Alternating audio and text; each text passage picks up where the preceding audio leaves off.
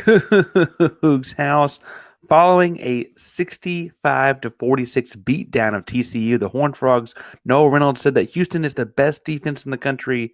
They just don't make mistakes. I think he's on to something.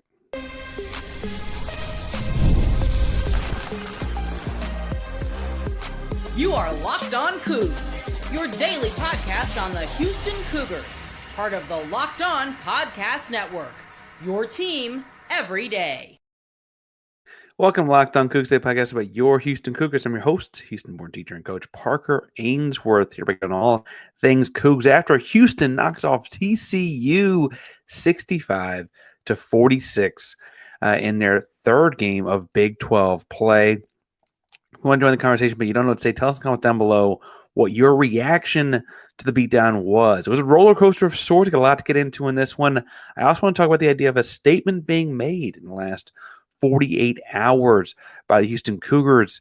But I got to react to this Houston Cougar basketball team as we get through this, because truthfully, they did a great job in this one of riding the wave, finding the hot hand, and doing a bunch of things very, very well. And I feel like, so they opened up hot. They had a hot streak at the about 10-minute mark, and they had a hot streak again early in the second half, then late in the second half. They kind of went up and down with those waves. And they consistently trusted what they were doing, and shot creation, the shots and looks were always the same across those up and down kind of moments for Houston. They trusted what they were producing on offense, and the shots were going to fall at some point. I think that's the mark of a very veteran team. We talked throughout the season. This is a veteran-laden Houston Cougar men's basketball program. You returned 7 of your 8-man from last year. Really, technically, you even argue 8 of your 9-man from last year.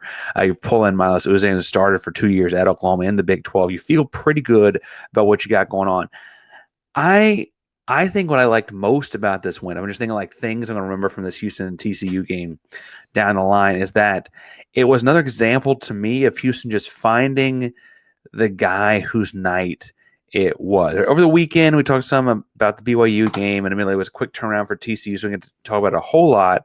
But the guy, so to speak, was Javier Francis, right? He had his best game of the year from my account. Or at least I would have called the BYU game his best game of the year.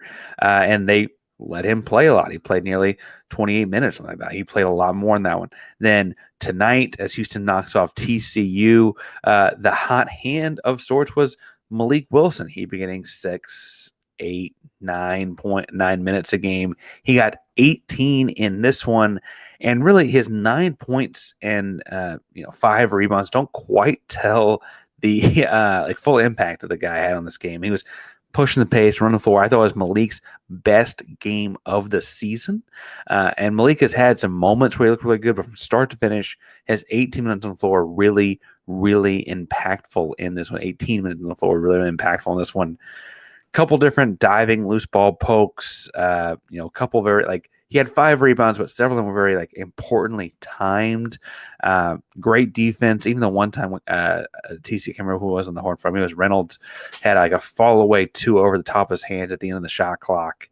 Not the one that got called back. There's another one, and he managed to still and that's a great defensive possession. Even the guy makes it sometimes, right? He really, really did a great job impacting this basketball game. I also think that Emanuel Sharp has been hot in both games. They found ways to find Emanuel Sharp. He was 4 of 7 behind the arc tonight, and he obviously had the 4 of 8 over the weekend. LJ Cryer was not. LJ Cryer, we found out during the game, has a stomach bug thing going, so he's been a little under the weather. And he played 25 minutes, went 2 of 5 behind the arc, and shot 4 of 9 from the field. But Houston just went to a different guy, and they just kind of pick up the deal and find the next person each and every time with this one. It's been really, really interesting to watch them grow in that way. It's not like last year where when the going got tough, it was pass the ball to Jamal Shed and let's see what happens. They don't quite have that backpack kind of guy, but they really are doing a great job this year finding, okay, who's going to be our guy tonight, right? I think they wanted to beat Juwan Roberts as he closed in on 1,000 points as a Houston Cougar and those kind of things. I also think that, frankly, they thought if he could get Udeh or someone in foul trouble, you might have a little bit of a benefit there as well. I feel like, well, as we get through the reaction comment, I want to go here and see what some folks are saying. Again, live show, post-game, tell us in the comments down below what you're thinking. Nate Jordan asks, what is a horned frog? I guess I've always looked at the mascot and that was a horny toad. I don't know. If you were to prepare a horned frog with a barbecue method, what dish would you make? Oh, there's probably some folks in the bayou that would like think of like different like gatory kind of reptilian type of stuff. I think it's probably rubbery, and I would need some sauce lathered on that one. I'm not a big sauceman brisket guy, but I need it. Rusty Tenson brings it back to basketball. Great win. That Reynolds is a hell of a player. I was impressed by TCU in this one, and I mentioned on Twitter, and I still call it Twitter, but I mentioned on Twitter, this team to me is the kind of team TCU is that is going to beat someone later in the year that they like air quotes shouldn't have, right? A lot of new guys, the guys in the telecast, if you're watching it in person there, telecast mentioned, I think it was for Franchilla, anyway, that they only returned 7% of the minutes they had from last year, an entirely new roster, and not just the NBA. I mean, like Micah Peavy's at Georgetown, stuff like that, right? Like they returned very few guys and had a lot of new bodies, a lot of freshmen. David Punch is a freshman, Micah Robinson's a freshman, Jace Posey's a freshman. I think the Manning kid's also a freshman.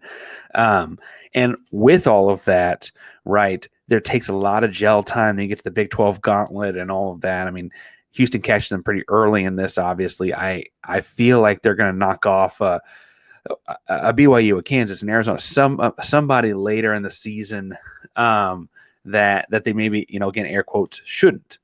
Cincinnati's good this year. Maybe it's a Cincinnati team or something. I don't know their schedule off the top of my head, but they're going to be gelling at the right time, catch someone in this conference on these like tough 2-day turnaround kind of things and really surprise some people. They're a good basketball team, got some talent to them.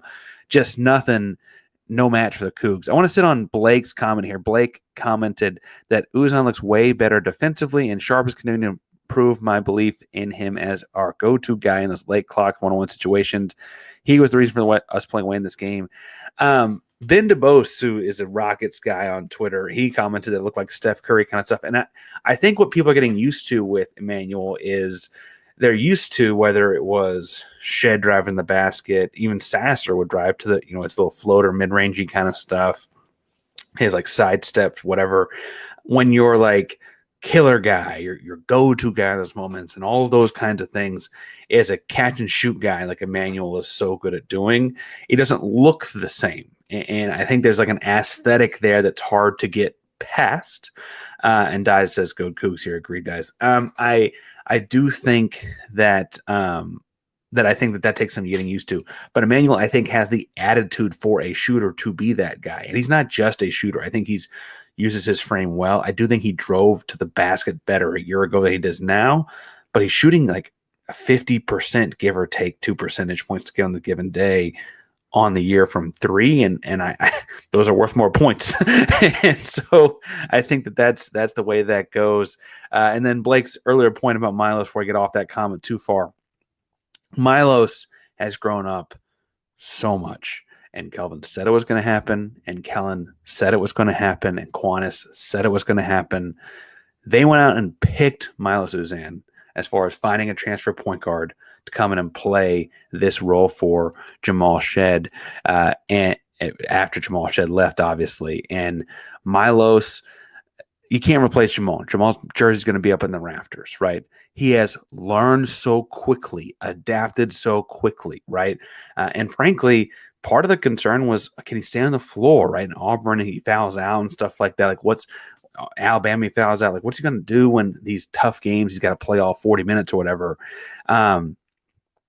I liked his selection of when to be aggressive in this one. I also, admittedly, it was a 19-point win, so it wasn't like they needed him in those clutch moments to be aggressive, so we're still waiting on that one. I think those games are coming in the Big 12 Conference. They're probably road games for Houston later down the line here. But, 4 of 6, he had a 3 to open the game. And he had his 9 points, 3 steals, 3 assists, 3 rebounds, just kind of checking off a bunch of boxes. Again, they picked this guy because of how well-rounded his game in it is and how it fits in with this team. And frankly, like I talked about the start of my reaction bit here, like as a team that continues to find different guys that do things. Again, everyone it can be any person's night. It's got to figure out whose night it is. Having a guy that can kind of check a bunch of boxes while you're finding that score, Sharp, Cryer, Jojo, whoever it is, that's an important thing. You got to have someone who checks a bunch of boxes there as far as filling up a stat sheet goes, because you're going to need those rebounds, you're going to need those steals, you're going to need this whatever. I thought there was one moment in the lane tonight. He jumped a pass and hit him in the belly button. He just he jumped the passing lane. It was like he threw the ball. The TCU guy threw the ball to Milos for a dunk or something. He just catch the ball. And he just took off. That was when he went down, threw a lob to Terrance. Probably didn't get throw, but I really like how the guys come along. And I don't think I was the most critical of him at the start of the year, but I think everyone was fairly critical of how is this guy going to fit in and he can stay out of foul trouble. And he continues to grow through those criticisms and on to the next thing. I want to keep reacting to this one, talk about that roller coaster and if that's something we need to worry about or not. I don't worry as much as some people do, but we'll talk about that in a second. But before we get to that, tonight's show is brought to you by Game Time. Game Time's best place to get last night's lowest price guaranteed. I will say fully, openly, I use Game Time to get some different Christmas presents for the folks that needed tickets to games and attend a new 12-team playoff. You're going to drive up to DFW or they're playing the Cotton Bowl or whatever. It's an incredible experience that brings fans together like never before. And this is the chance to use Game Time to get tickets to those kinds of events, whether it's Houston Cougars, the Rockets are pretty good these days, the Texans playoff game, whatever the case may be. Game Time's a new feature called Game Time Picks. Make getting tickets easy. Already was easy, makes it even easier, I should say. It filters out of the fluff and shows you just the incredible deals. That was algorithms show you the best deals and value and best options for you on their app. Again, I just got my tickets for people for Christmas and holidays, made a great gift. But if you want them for yourself, highly recommend going to Game Time. Download the Game Time app today. Browse through the deals was a breeze. Best value is a great deal there. You can do all-in pricing, no surprises. Also, you can check out the one-time ticket delivery for lowest price guarantee. Gives complete peace of mind as you do it. To take the guesswork out of buying tickets with Game Time, download the Game Time app today. Create an account, use code Locked On College for $20 off your purchase. Terms plug in, create an account, redeem code Locked On College, LOCKEDONCOLLEGE for $20 off. Download again today. Let's spend the lowest prices guaranteed. Parker Rangers, the Locked On Coogs here, breaking out Houston's big 65-46 victory over the TCU Horned Frogs. And, I don't mean to be the Debbie Downer here. I think there were stretches of this game, especially in the first half, where it felt closer than the 19-point game it needed to be. And I, on Twitter and in digesting this game a little bit, kind of felt like it was a bit of a roller coaster, up and down and up and down and up and down. And get up by 15, it shrinks to 7. Get up by 12, it shrinks to 4, and back and forth and back and forth. I think, and someone posed the question, I think it's accurate. Is that something to worry about? And I think that the truth is that Houston's defense is so good, and they're the veterans they've got know exactly what coverages they're putting in for different pick and roll situations. And when I say coverages, I really mean if you people talk to the staff much more than I don't mean to act like I'm the most insightful person on this, but when you listen to them break down their game plans, they have different coverages for every player on every type of pick and roll action from every spot on the floor.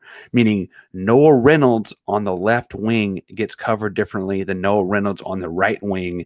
And both of those are different than Jace Posey on the left wing or right wing or left base. It's very complex and complicated. And having a veteran team they've got allows them to pull out all the stops. That's who they are, right?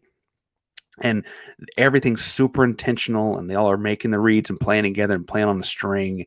And as long as they're doing that, I really do think they can weather these offensive roller coaster up and down kind of hot streaks, hot spurts. Obviously, the 16 threes they made against BYU would be great. And this one they made half as many and won by 19. I think they're okay there, right? Like that's the way this thing goes. For what it's worth, TCU was averaging over 72 points a night this year. A lot of those being fast break points because they have the same Jamie Dixon, tough, muck it up kind of defense.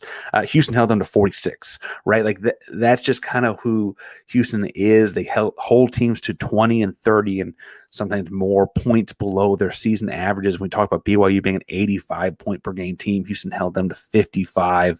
Talk about Oklahoma State being in the 80s, Houston held them to 47. Like that's just who Houston is, right?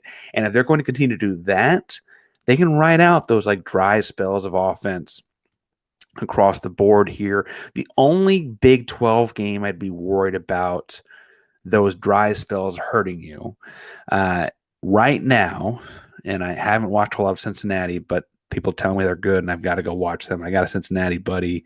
He actually hosts the Locked On Red show, and he's a season ticket holder for them and stuff like that. He's telling me that they're going to win the conference. We'll see.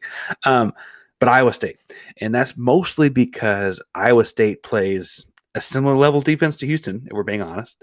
And you know, that to me also means that those hot stretches that Houston finds where Emanuel hit 2 in a row or the team hits 3 in a row or you get 2 big dunks back to back on fast, those are going to happen fewer and farther between against an Iowa State. And so you got to kind of make the most of them. And if you can make those dry spells not so dry, for lack of a better phrase, you got to do a lot there. I also think for what it's worth, when LJ Cryer, I guess, was 4 of 9 tonight from the field, 2 of 5 from 3.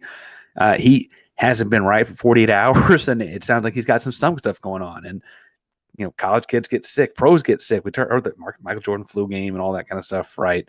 And I think once LJ's kind of more of himself, both in movement, minute, workload, etc., you're also going to see the floor spread some. Right now, you got Emanuel doing a lot of heavy lifting on that spreading of the floor, but he's dealing with his own ankle foot injury, right? So as those guys both get healthier, I think LJ get healthier faster. You're going to spread the floor out some as well. I also think the ultimate guy is going to get help from that, though, is Milos. When the floor gets spread, Milos has better driving lanes. And his big frame in the lane is going to help him a lot too. We saw it early in the year when he was still kind of getting acquainted to the offense and the team and stuff like that. And so getting more of this downhill kind of stuff out of him with that floor space is going to open him up as well. I also think for what it's worth that there will be, as the team figures this out, because it is just January 6th, Monday, January 6th, Houston knocks off TCU 65-46. This team will be better offensively January 26th. This team will be better offensively March 1st. This team will be better offensively March 22nd. This team, if we play that Monday in April, will be a lot better then than they are now because the time on task, the time playing together, and for as difficult and complex as defense is, and I outlined that a little bit in layman's terms, as much as us that don't work with Samson can understand, the offense is very pro-centric. Hey, we're going to run a couple quick hitter actions, going to put you in this spot, you make a read, we're going to read off of your read, and so on. And that means playing together is really important, and most of these guys have, the point guard hasn't. Point guard's like your quarterback, right? You got to kind of have that guy steering the ship a little bit. So as Milos and these guys get more used to playing together, those things are going to come more easily as well. I think this offense continues to get better as the year goes on. That roller coaster was a little challenging and daunting. I don't mean to say when it got down to 4, I think it was 3 at one point in the second half, and I was like, okay, like this was a team that beat us last year. Like, what's going on here? And then it was like 3, dunk, block, dunk. I was like, oh, okay, now we're backed up double digits. We're all good, right? Like it was very, very quick, very short lived. But I think that those dry spells, fans are asking, are those ever going to come back to bite us? And I get that. I'm not personally super worried about that. And that is Guapa here who says, go Cougs. Guapa, I like the name, buddy. All right, so I want to talk to you a little bit about the statement Houston may have just made over the last 2 days in a big kind of way. and their wins over BYU and TCU. And kind of now they have a little bit of a break until next weekend. But before we get to that, today's show is brought to you by FanDuel, America's #1 sportsbook. Fun FanDuel fact, the line for this game was 19.5, and TCU scored at the end to make it 19. That made some people really, really happy, I'm very, very sure. But from those big upsets, backdoor covers, NFL playoffs are all here at FanDuel. And right now, new customers can bet $5, get $200 back in bonus bets guaranteed. That's guaranteed. $200 in bonus bets, win, lose, whatever. Just put that $5 down, get $200 back in your account. FanDuel app gives you everything you need for live bets, same game parlays, and so much more. So go to the Texans, check out what they're doing this weekend. I got home field advantage in the playoffs. I like the Texans at least the first weekend. Don't get too mad at me. Just visit FanDuel.com, join today, and get started with $200 back in bonus bets. It's FanDuel.com. Make the NFL playoffs unforgettable with FanDuel, official sportsbook partner of the NFL. Park Rangers, the Locked On Coogs here, talking about Houston and TCU. Houston wins 65-46. Second big win in 48 hours for the Houston Cougars, just over 48 hours for the Houston Cougars. And I think it's worth noting that this team may be making a little bit of a statement. Now, obviously, Oklahoma State is not the strongest team in the conference, and rebuilding new coach, they may come in dead last. It's a tough conference to win for sure in Oklahoma State. But BYU, scouts from all 30 NBA teams there, Saturday afternoon, big deal, big pro prospect in Jaeger Dimon, right? 30-piece, right? TCU, big Monday, 20 points to those guys. That's a team that beat you a year ago. Houston lost just 3 conference regular season games last year. It was at TCU, but TCU was one of them. And honestly, it felt like even when it got down to 3 points, it was like, is Houston going to let this go? Not is Houston ever going to get beat. Houston would have beat themselves tonight if that had not gone their way, right? They have Kansas State next weekend, West Virginia this Wednesday after that, and then they get UCF, Utah. Then you get a little bit of a gauntlet. Kansas, at Kansas, at West Virginia, Tech. That's a tough 3-game stretch there, right? I think the statement they made in the last 48 hours, though, is really important because when you look at the season, these Saturday to Mondays or, Tuesday to Friday, or you have a Saturday to Tuesday later this season, those kinds of turnarounds the Big 12 offers are really, really important to keep track of later. When you get to the NCAA tournament, you play like a Thursday in a Sweet 16 game and a Friday in an Elite 8, or a Thursday and a Saturday, or a Friday in a round of 64 game and a Sunday in a round of 32 game, right? Those 2-day turnarounds between like good opponents are really, really important to track. And Houston could have exerted all their energy running Jaeger Dimon out of the gym on Saturday and showed up and laid an egg on Monday night in a similar kind of way, right? That you have Manuel Sharp's ankle's a little bad and LJ Cryer's got the stomach bug. Well, that hits you really hard when you have 2 of these games in 48 hours. You don't have time to get healthy in between, right?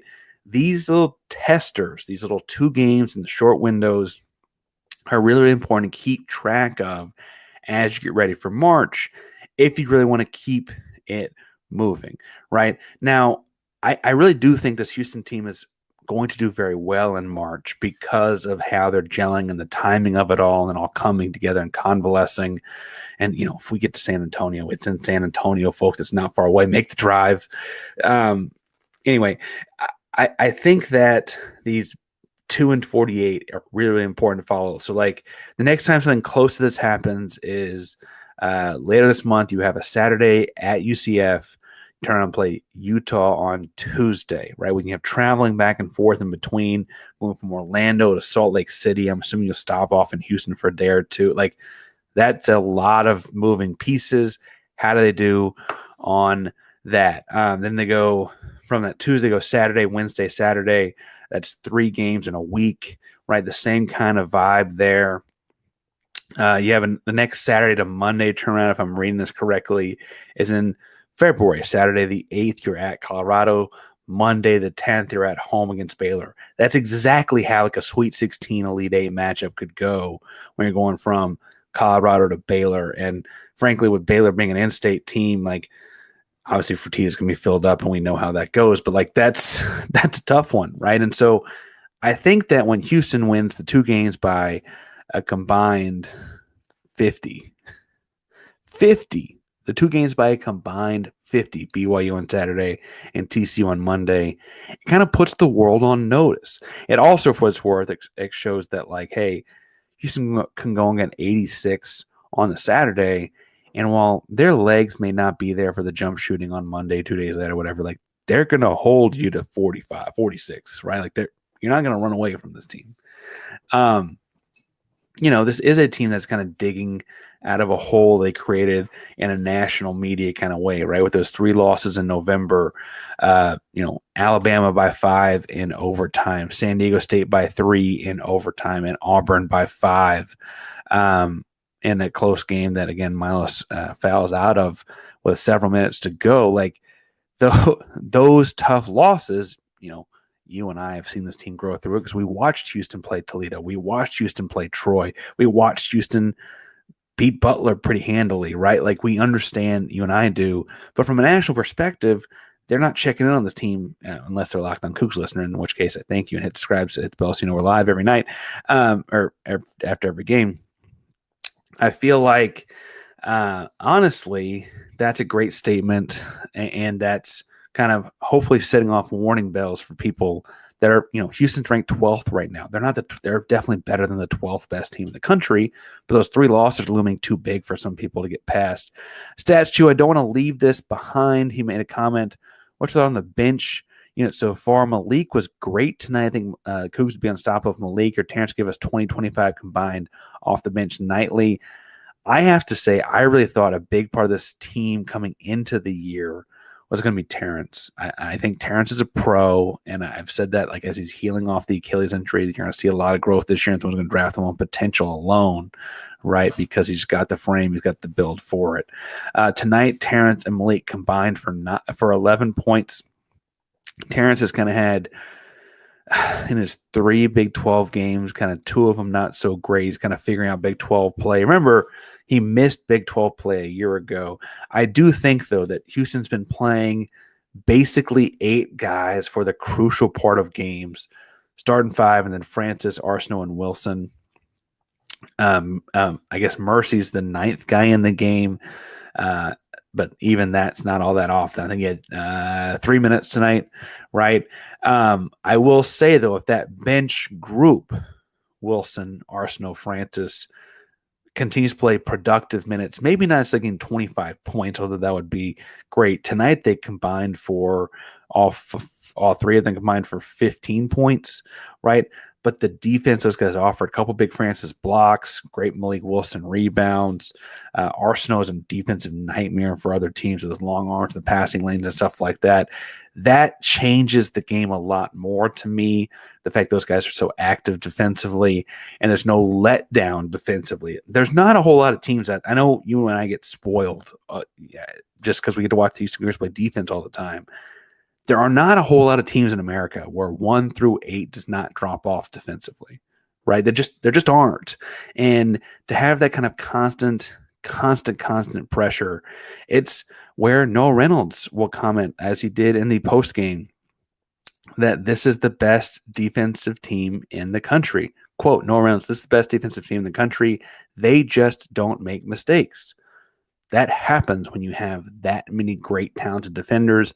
And while it'd be nice to have those 3 guys combined for 20-25, I think the big thing is if they combine to be a plus minus of a plus 25, that's just as important, right? Anyway, that was a fun game to watch. Never, again, got close once or twice, but never too crazy. Backdoor cover, the folks at FanDuel, so make sure you check them out.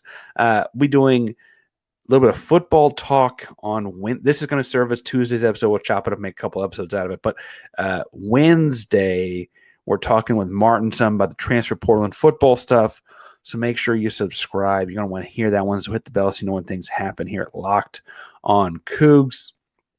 We're going to also talk some more as more portal stuff comes through.